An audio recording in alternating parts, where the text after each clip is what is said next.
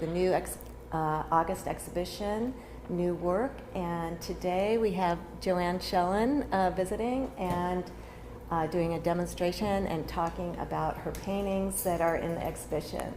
So welcome, Joanne, and thank you for being here. Yeah, thank you, Karen.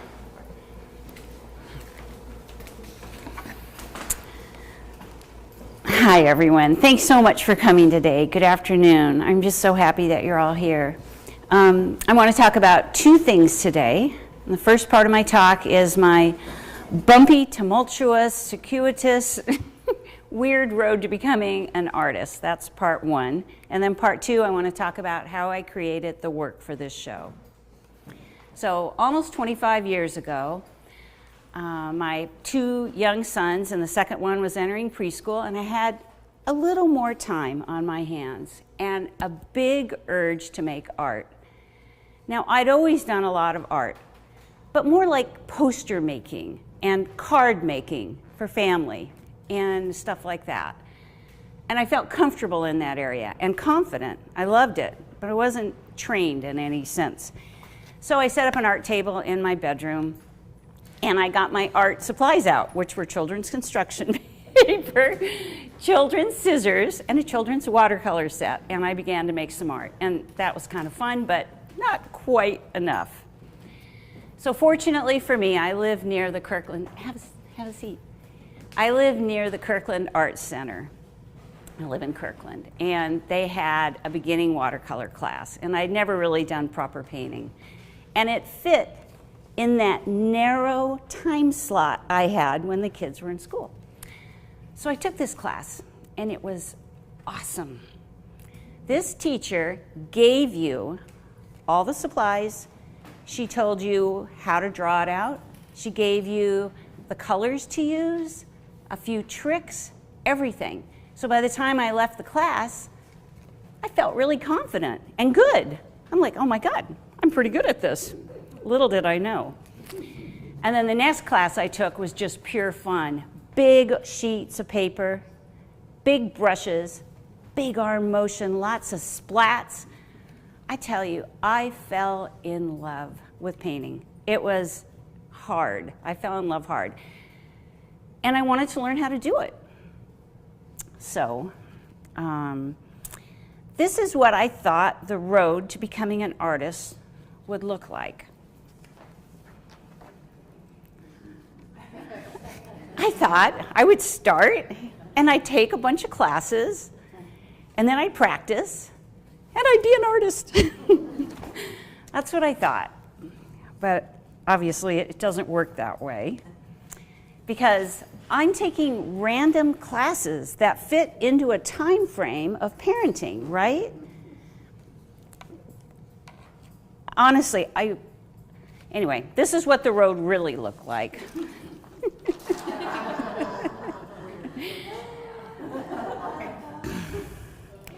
Just taking random watercolor classes, it was a hard road.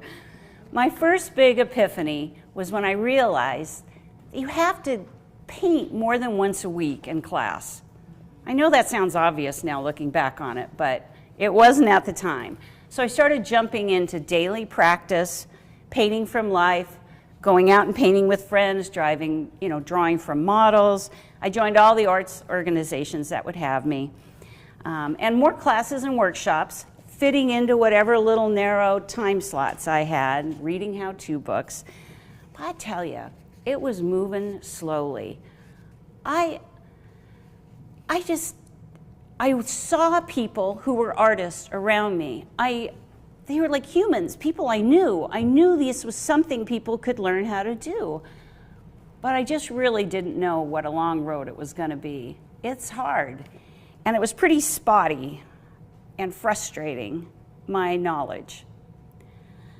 At that point, I felt like all I had going for me was the ability to work hard and a dogged interest, like a dog with a bone. I wasn't going to let go. I really wanted it, but it was very frustrating at the time. But I'm moving forward, however slowly. I joined a co-op gallery. That was very useful. Friends and I started the Kirkland Artist Studio Tour in Kirkland. I started entering juried shows. I even got a show at the Governor's Mansion, a year-long show. So, I mean, I'm moving forward, but I knew my shortcomings. It was hit and miss producing art. I would produce a painting and it might sing or it might not be good at all, but I didn't know why. I didn't know how to consistently come up with a good painting because I had many holes in my learning. And not only did I not know why they didn't work or work, but I didn't even know what to ask. You don't know what you don't know. And again, just all these different classes and workshops I was taking, kind of moved forward in different areas and then stepped back, and it was very frustrating. So here's another example. This is what it looked like. I had holes in my learning. So another big epiphany that happened for me about 10 years after my first watercolor class was stumbling into a demonstration. Pam Ingalls was doing an oil demonstration, alla prima, so that means wet into wet paint, right on site, maybe an hour and a half, and that was huge for me. I don't know if you guys know this, but when you paint with watercolor, every light area or white area, you have to save that area. That means like planning many steps back. It's hard. This painting demo, she was like, there's a white spot that needs to be there. You pick up the white, boom, and you put it there. Oh, it was eye-opening for me. I was really secluded in my watercolor corner. I only knew watercolor artists. I was in a watercolor organization. I entered watercolor shows. I'd never even seen anybody do an oil painting before. So I asked this after the demo was over, do you have a workshop? It was full, and then she called and I got into the workshop. So let me just tell you, when you go to a workshop for a new medium, you're like $300 in the hole. You go out and you buy all these paints, you know, your fingers are crossed that this is gonna work. So I went to this workshop and it was like coming home, finding opaque paints, oils. It was amazing and I loved it, and it fit my personality. It's so interesting, you have to find a medium that fits who you are. I'm pretty impatient and I'm very direct. And that fit like a glove with working with oils in this alla prima style. So that was fantastic. But I still had holes in my learning. I still didn't know many things and I still consistently couldn't put out a good painting. So as it happens in life, happen chance. You just, when you're open to the world, you know how it is, how you run into people or you run into things that just fit what you need. I met a friend at an art show that we were both in. I liked her a lot. I reached out in friendship. She led a critique group, and I knew that would be really good for me. So I nudged and nudged and nudged, and she finally, I got invited in. And that very first critique group, and these people were like way better than me. That very first critique group, this woman here, Leanna Bennett, sorry, but this is my saving grace. She's my teacher and mentor. She was a part of this group. And, you know, you bring your problem painting sometimes to a critique group. So I brought this painting, and Leanna, she's like really direct. She's like, that is a failed painting. But she also gave me some ideas on how to fix it. And so I went home that month and I'm just hustling away doing all these things, and I bring it the next month and it was still a crappy painting. But I think Leanna saw that this was maybe she saw potential and saw that I was willing to listen, that was hungry for knowledge. She has a mentorship program and a painting program. And she took me in. And it was the greatest thing that's ever happened in my art career, totally. To work under a master painter is just amazing. It's been great. I've been doing it for 8 years now. she saw my strengths and my weaknesses.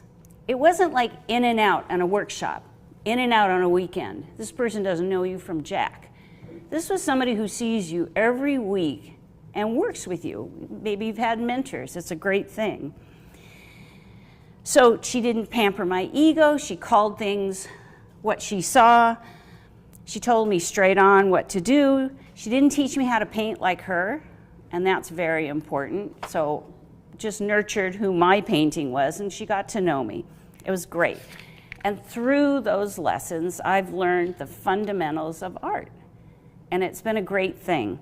Drawing, line, shape, form, composition, values, color theory, textures, edges, brushwork, all of this stuff that you have to learn, variety, pattern, balance.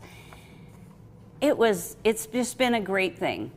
A lot of that frustration moved back as I began to learn how to critique my own work, understand why a painting worked and why a painting didn't work. Now, I don't want to say that I've learned everything, because I haven't. I still have a lot to learn. No, you never really totally arrive at the top. Even Wayne Thiebaud is a very famous, he just died a few years ago at age 101. He painted the cakes and the lipsticks in a pattern. His paintings sold for millions while he was alive.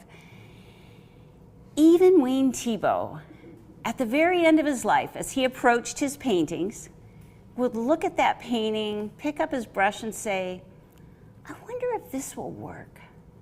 You just never know.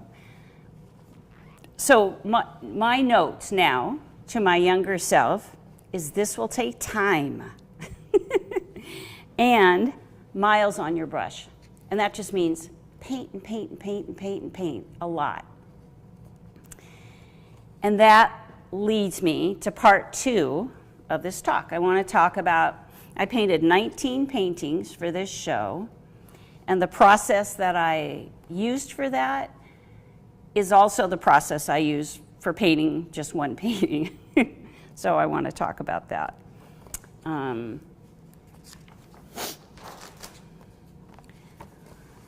Number 1 is photos. I take tons of photos. I always have. I love to take photographs, and I've learned a lot more about taking better photographs through becoming a better artist. So about composition and about value, things that you need to set up for taking a photograph. But I also, part of photographing is what you choose as your subject. And I think I've only learned this maybe in the last 10 years.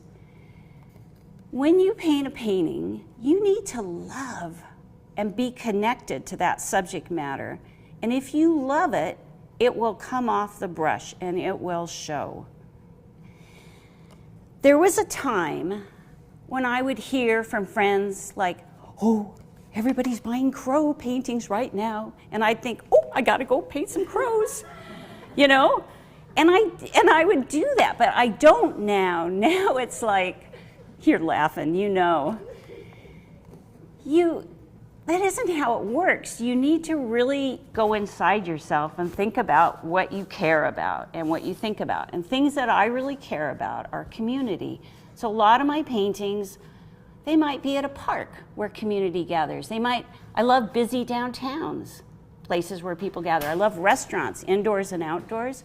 Marinas are another good example of community. I love boats.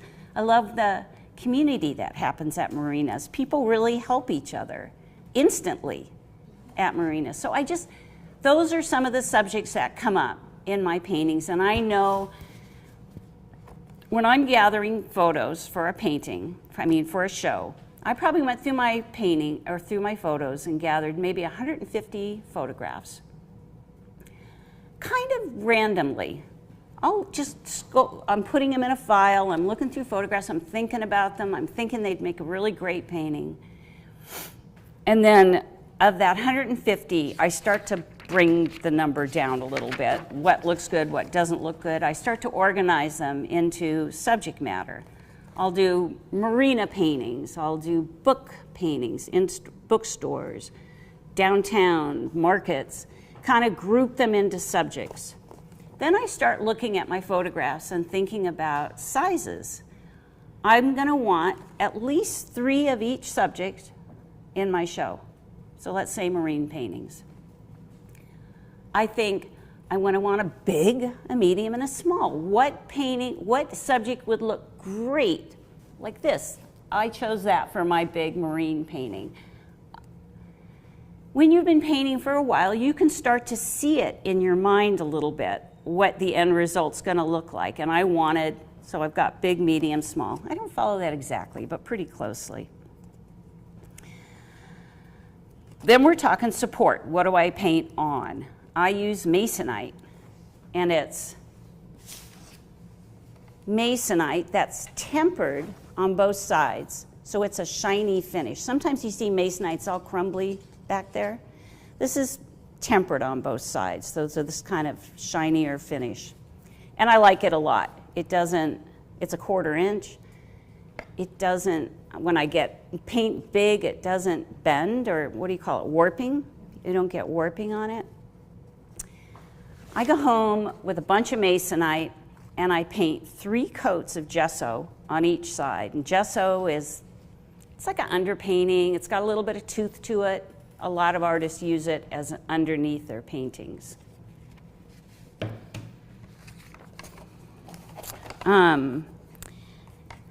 I take a list, I write down the list of all the sizes that I want, big, medium, small. I've got my 20 paintings kind of lined up, 19, but close enough. And I give that list to my husband, and he goes out and kindly cuts them for me.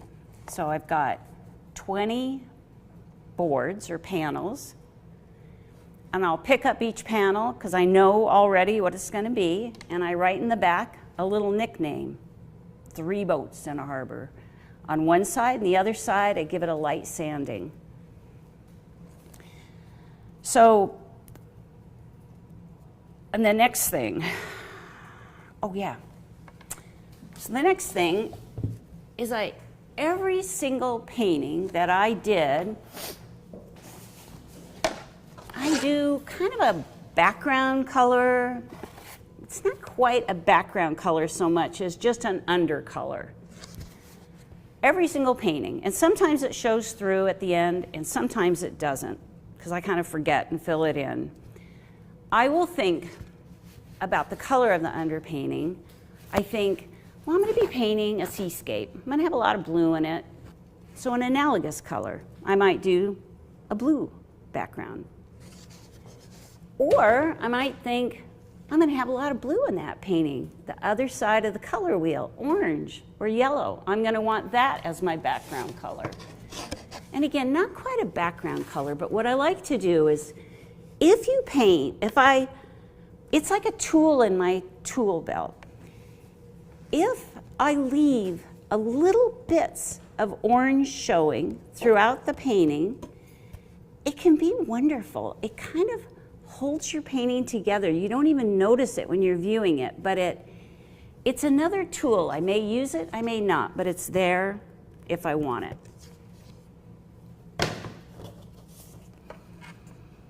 Oh, and then the next thing I do after that, you guys ever seen these little chalk? Just people use them with different color chalk. Anyway, it's just a little thinner, but I use those when I'm drawing a grid on my board for transferring my drawing, and then I also use one color for the grid and one color to chalk in my drawing itself. One thing that's really nice about having a grid is if you have a pretty complicated painting, like these book paintings over here, there's a lot of perspective going on. Let me tell you, you can really mess up a drawing on perspective. I've taken classes in it, it's still hard. But when you have a complicated image to transfer, a grid helps you break it into smaller bits to add, and it can be really useful. Boats also. I mean, they're pretty unusual shapes, so having a grid to help me work on that drawing is useful. Hi. So I grid it in one color chalk, and then I take my chalk and I draw with chalk my drawing. You may look at that and you think, well, chalk, that's a weird thing to draw in, but it's so great. If I drew with pencil on here, and then I get the whole, let's say I'm doing a person's face, and I draw the whole thing in, and then I look at it from a distance, and I'm like, oh, that should be a 1/4 inch over. And you think, well, I spent all that time drawing it. I don't know if I want to do that. Chalk is great. You're like, and you just move it over. It is much better for me at the beginning of the painting. I'm looking at composition. Are things placed well? I'm looking at how they're laid out. It is just really nice to have it in chalk. Easy getaway, so to move things around. The second time I've drawn it once with chalk, and then the second time I go in and I use just a thin brush and a little bit of acrylic paint in some color, and I'll just do another drawing on top. And it's so interesting, like the more you draw it, you're going to get it a little better drawing, right? Your first take is, your second take is better. So that works for me. And I'm just drawing it in so I don't lose it when I start painting. I might not get too detailed, but I'm going to draw it in with a little bit of paint. So after my second drawing with paint, something called no-tan. Joanne,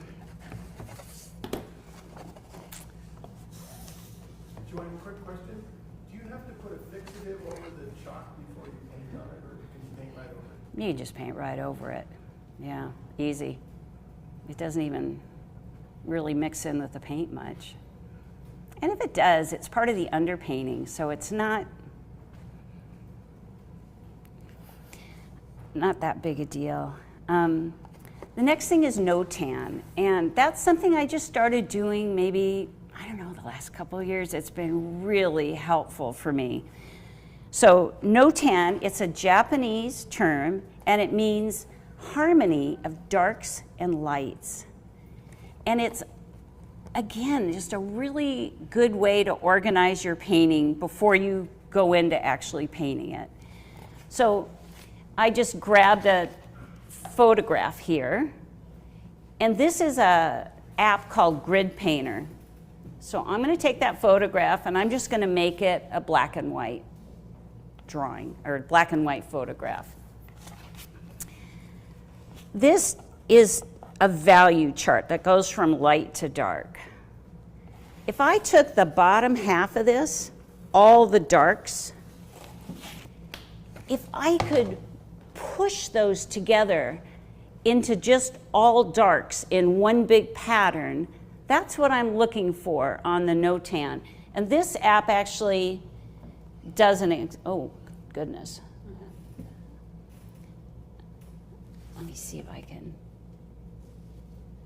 that's a little bit easier to see. This is an app that helps me see, it eliminates all the little extra things that can get in your way of seeing the darks and lights. Things like texture and line and color. This helps me just see the darks and the lights. I may use an app, I may not use an app. I might just stick with the black and white of the photograph. But I'm looking at creating one big shape like this. And I'll take my paint, somewhat transparent in a darker color, so I can still see my line drawing, and I'll paint that dark pattern underneath it. It's a pattern, like a dress pattern. It might not show up afterwards, but it reminds me, Joanne, you've got darks and you've got lights. I want contrast in my paintings.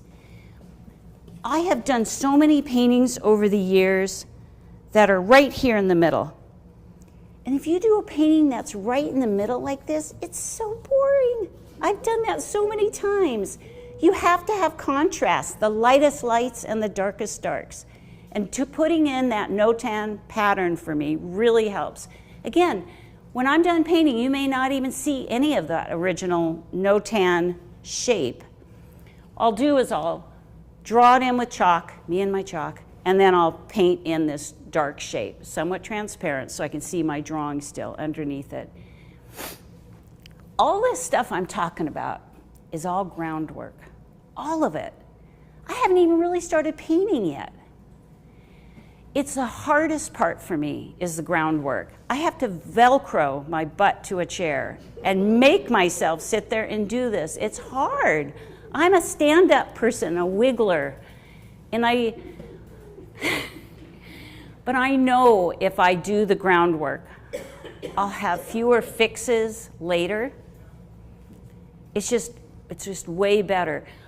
So I've already thought about the painting a lot before I even get there.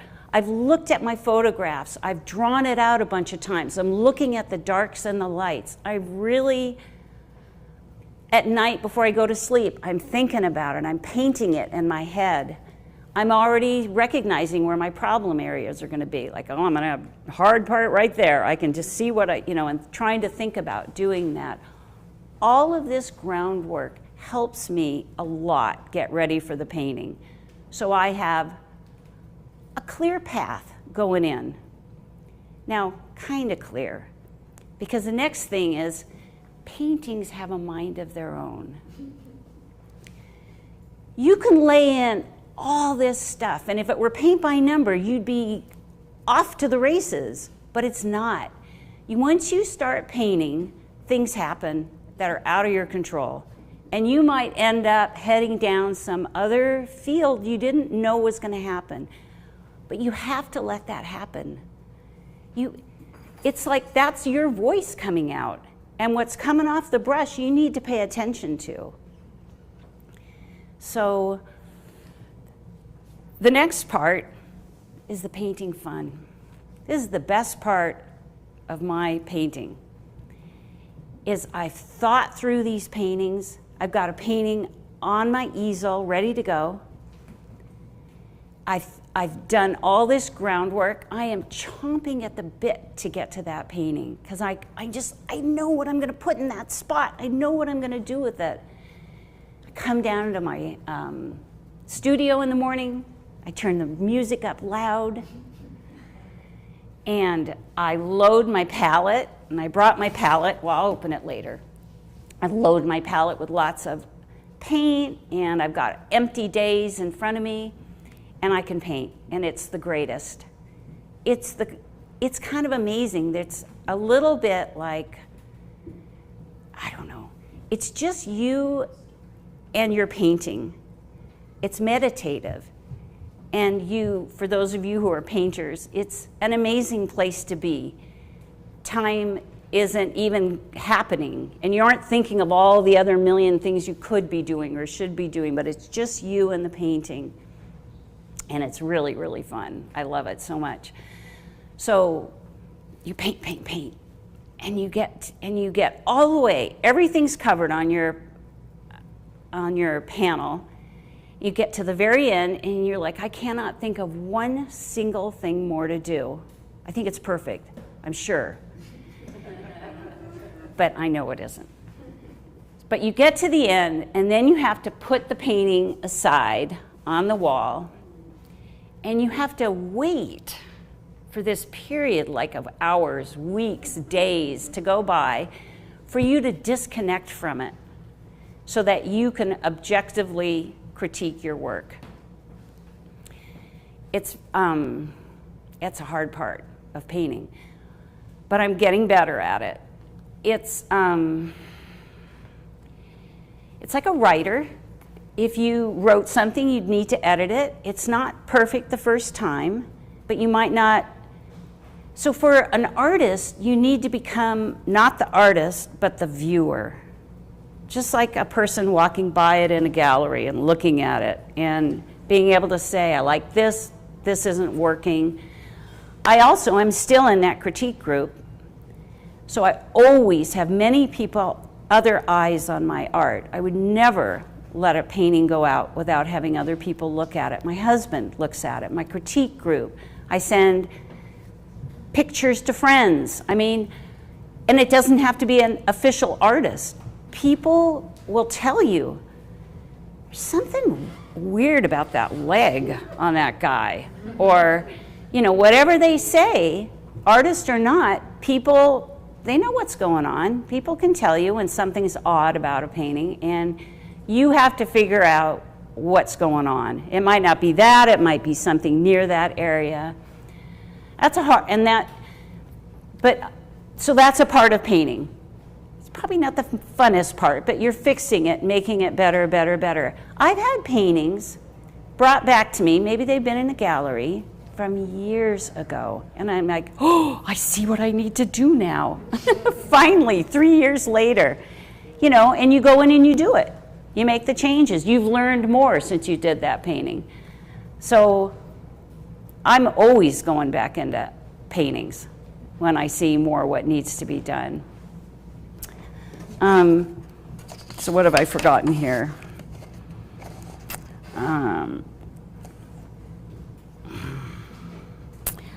I wanted to, so that's basically, that is my process, and that's what I do on, for a show or for a single painting. And I do have a list up here of my paintings, my paints that I use, and my things that I use. And I'll be open to questions, but I just want to end with one quote from Robert Henry. He was a very well-known painter, a teacher. He had his own school of art. I love this quote. It's all real works of art look as though they were done in joy. That's nice. Yeah, I like that. So I'm open to questions. If you have any things you want to talk about or share your own process or differences, go ahead. Well, I wanted to ask for getting ready for this show, and you talked about 1920 paintings. About how long did that process to be ready? When did you start to be ready for this deadline? I probably started early spring. Just a few months. Really? Yeah. Wow. March. Yeah. Yeah. I probably took 2 months to do the groundwork. But that's all. At least. Yeah. That was hard. 2 months. And then the painting, I am a pretty fast painter. And I, you know, the editing part takes much longer, but I am a pretty fast painter. I like it to be fresh. I try not to overpaint it. Yeah. I was wondering, do you then work on multiple pieces at once? Like you do the groundwork for multiple pieces, or do you like stick with one piece at a time? When I'm doing a show, it's like Henry Ford. And I know it sounds kind of weird, but it just worked really well to just think about sizes for all of them, and then do all the drawing for all 20 paintings at once, just one after another. You're in that mode. And then, so I did everything, each step, and it kind of drives you crazy, but it's kind of cool being in one mode also. Because when I just paint one painting, like I'm working on a commission now at home, you know, each step is separate for each that painting, and I don't know, there's something like people have, and I'm no different. It's transitions are kind of hard. You're like, okay, I'm drawing. Okay, now I got to move on to the next step, set that up, get your mind set up for that next thing. There's something about that that takes longer. But yeah, for a show, Henry Ford. Yeah, Leanna. Can you talk about your mediums that you used, oils you use, and your acrylics, and why you transitioned, and Yeah. some of the things? Well, I ever since that one Pam Ingalls demonstration, when I saw somebody painting with oils, and I jumped into oils, I have been pretty much swinging between oils and acrylics. Now, acrylics are water-based, and you can paint with acrylics under an oil painting. So that's kind of cool. You can start with acrylic, lay in your design. Acrylics are fast. They dry within seconds, really quickly usually. And you can do all sorts of fun, interesting things with them. And then you can put oils next step on top of that, which I have also done before. You cannot go backwards. You cannot put oil-based with water-based acrylics on top.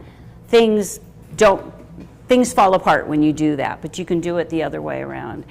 I swinging again. I'm swung over to acrylics probably last fall.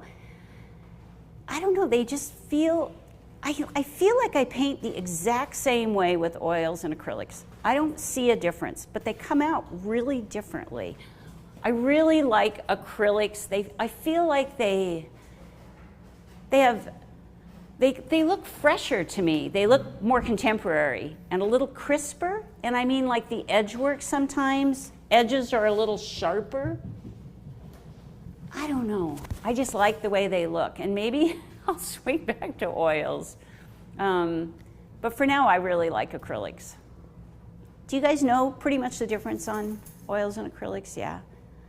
And watercolor, you just mostly do on paper. Yeah. I did watercolor for 10 years. I was so afraid to get out of my road. I just stayed in that like, oh my God, I'm gonna figure this out if it kills me. I was really afraid to start anything else, you know, because I didn't want to be distracted. And now looking back on it, my advice to my younger self is try other mediums early, you know? But you don't know. What medium would you like to try next that you've never explored with? I would like to, do you guys all hear that? What medium? So I would like to add more things into my acrylics. So collage, pen, pencil, other drawing implements. I like the way that looks when I see that. And I've done it some, but I find it, I'd like to work on that more. I would like to be playful with that. Oh, you know what? One thing I forgot to talk about too, on groundwork. I should have been reading my notes, but I wasn't. So I just wanted to say, like, if you do all that groundwork, it's like building a house. If you build a strong structure, a really good base, you can add all the frou-frou stuff and it's gonna hold up on the house. If you don't build it so well, things fall apart or don't stay on. And I feel like all the groundwork is building a really good structure. And once that structure's in place, only then can I be playful. Then I can be spots and dashes and lines and have more fun with it. And I know it will hold together. I know at the beginning of my career, that's all I did. Spots and it was pretty playful and fun, but there was no structure holding it together. So I've learned to be more patient, that it's not so great to be, I don't know, just need to get it done right away. I don't need to do that. I need to build the groundwork first. I forgot to mention that. Yeah. What musical genre do you like to listen to in the background? I'm not an artist, but I love music. So Yeah. I'm really curious. Oh my gosh. Well, honestly, I listen to KEXP a lot because I like the variety. And then this past week, I went and saw the Barbie movie and Oppenheimer. So I've been listening to both soundtracks. Classical and then bopping. Classical. So that's been really fun. They're both really great. Yeah, good question. Anybody else have? I just love the garage with the wheelbarrow and you're using Oh. that is, and I'm like, yesterday I thought, what made her see that? And I just love that, because I don't think, well, I'm sure there's some paintings like that. Yeah. It was just slicing on the butt, but I really, yeah, that you picked that. Was it just, This I is know, your- this is a your- man cave. Well, this, it's right behind the photographer, and it's, Oh, I love that. That's the best. thank you so much. That photograph was taken in the Azores, and we met a guy at the dock. So my husband had come by boat. We met a guy at the dock who was German, who was building a house. So that was the start of his house that he was building. And he took us, if you've ever heard of a vehicle called a Unimog, it's got really big tires and it can go like crazy. He had a Unimog on the island. He drove us all over. We had so much fun with him. It was a really nice guy. And I saw that image of his house that he was building. He's living in it now. It was sunny, beautiful light coming in everywhere on this island. It's part of Portugal. There are a lot of buildings in the Azores that are falling apart. So just doorways and partial frames and light coming through, and this was from that trip. So I have an emotional connection, right? And I feel like that comes off. I know him, I know his house. And that's pretty much on almost all these paintings. This one from Seaside, I want other people to connect to the coast because I think the Oregon and Washington coast is amazing. I want to point that out to people, but I know Seaside and Cannon Beach. I'm down there a lot. I love it. So I think that's so important, choosing subjects that you emotionally have connected with. Yeah. All these paintings, for me, have a story. I try to make them maybe not the figure so specific that you can't connect to it. Like, I want you to be able to enter the painting. I want you to go sit in those chairs, I want to make it a place that isn't so personal to me, That's why we don't paint pictures of selfies with our friends. You're like, who wants that? Keep that in your own separate file. Any other questions? How many painters are here today? 1, 2, 3, 4, 5, 6. That's good. That's a lot. Did you guys raise your hand? And any writers here today? Oh, fantastic. Writers. And was there any in the audience? You guys? Yeah. Oh, I so look up to writers. Like the book paintings. I love to read so much. I feel like if writers are magical. I couldn't do that if my life depended on it. I think that's a fantastic art. I've been so interesting as I've learned more about, stayed in my field, that how related the arts are to each other. I feel like I could talk to a musician and a writer, and we all go through blocks. We all go through this kind of creative path. There are so many similarities, and I just didn't even know that when I started. But I love that. I feel more connected to musicians and all artists through that path. It connects you to humanity. Builders. I mean, everything Oh, you're builders. talking about with your Right, groundwork and your right. planning, to me that made a lot of sense. Yeah, connected to building. You're right, exactly. People are creative, and you all express it in a different way. It's awesome. And you're a reader. I'm a huge reader. I love to read. What's your favorite genre? Oh, fiction, probably. But I've had some great nonfiction, too. But yeah, no, I love to read. When I look at bookstores, there's some nostalgia there, There was a period where we were also scared that they would go away, bookstores, but they haven't. Yeah, no, I revere bookstores, writing. I love to read.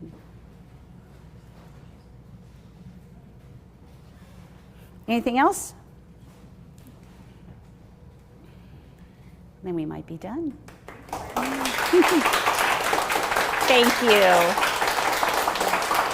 Thank you. Stop in to see new work by Gretchen Hancock, Denise Harris, Celine Santucci, and Joanne Shellan, on view from August 4th through August 27th.